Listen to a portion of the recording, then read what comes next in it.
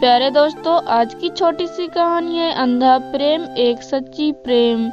यह एक गरीब लड़की थी। उसके पिता किसी दुकान पर मजदूरी करते थे और माँ घरों में चौका बर्तन। वह अपने माँ बाप की इकलौती लड़की थी, इसीलिए उन्होंने उसे बड़े लाड प्यार से पाला था। वह चाहते थे कि वह पढ़ लिख कर बड़ी आदमी बने, जिससे उसे गरीबी में दिन ना गुजारने पड़े।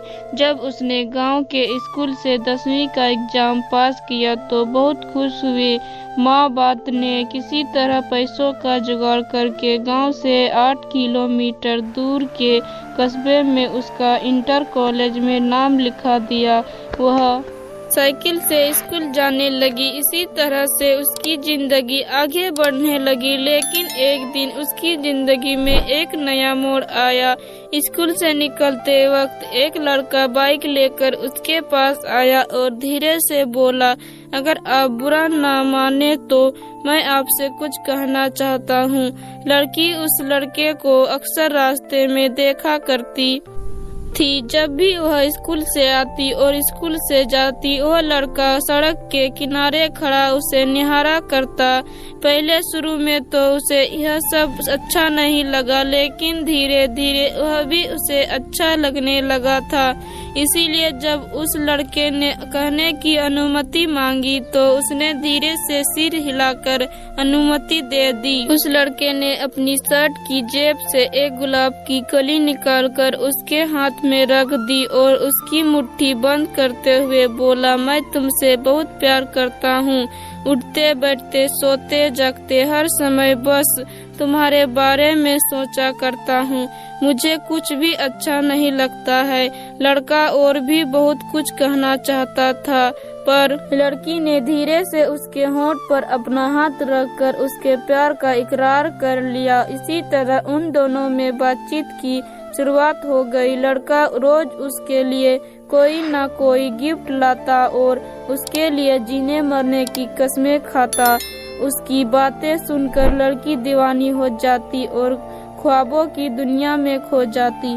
एक दिन वह लड़का उस लड़की को अपनी बाइक पर घुमाने ले गया। दोनों लोग नदी के किनारे पहुँचे और घास पर बैठकर बातें करने लगे। लेकिन लड़के की मंशा तो कुछ और थी, लेकिन प्यार में अंधी हो चुकी थी। वह लड़की उसकी मंशा समझ नहीं पाया और उसने अपने आप को लड़के के हवाले कर दिया। दोनों लोग एक दूसरे के प्यार में ऐसे खोए कि दो जिस्म एक जान हो गए। लेकिन न जाने कहां से वहां पर 3 लड़के आ गए। उन्हें देखकर लड़की हक्का बक्का रह गई और अपने कपड़े सही करने लगी। यह देखकर एक लड़का उसका हाथ पकड़ता हुआ बोला, इतनी भी क्या जल्दी है मेरी रानी, हम भी तो तुम्हारे दीवाने हैं। थोड़ा हमारे भी तो मनोरंजन कर दो। लड़की ने अपनी प्रेमी से मदद मांगी, मगर वह यह सब देखकर हंसता रहा। यह देखकर लड़की का हृदय धक से रह गया, यानी कि यह सब इसकी चाल थी। आगे लड़की कुछ सोच ही नहीं पाई, क्योंकि वह तीनों लड़के उसके शरीर पर भूखे भेड़िया की तरह टूट पड़े और अपनी हवस की आग बुझाते रहे। वह लड़की मदद के लिए चिल्लाती रही और वह उसने नोचते गोचते चले। लगभग 1 घंटे के बाद लड़की को होश आया तो उसने अपने आप को नंगे धड़ंगे पाया। वह तीनों लड़के और उसका प्रेमी वहां से जा चुके थे। लड़की की आंखों के आगे अंधेरा छा रहा था। उसकी दुनिया अंधेरे से भर चुकी थी। उसे अपना जीवन समाप्त होता हुआ लग रहा था। वह सोचती रही कि क्यों उसने उस बेवफा लड़के की बातों पर एतबार किया, क्यों मैं उसके साथ यहाँ पर आई। अब मैं क्या मुंह लेकर अपने घर जाऊंगी, अपनी माँ बाप को क्या बताऊंगी। मेरा यह हाल देखकर वह तो जीते जी मर जाएंगे। लड़की का गला बुरी तरह से सूख रहा था। वह किसी तरह घसटती हुई नदी के किनारे पहुंची। नदी का पानी कलकल करता हुआ तेजी से बह रहा था। लड़की ने एक बार फिर से अपने मजबूर माँ बाप और अपने बेवफा प्रेमी के बारे में सोचा और फिर नदी में छलांग लगा दी।